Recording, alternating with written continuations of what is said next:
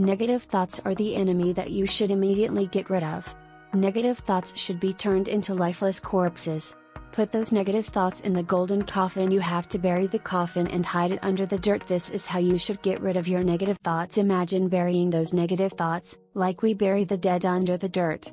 The dead will never come back to life, and negative thoughts will not bother you.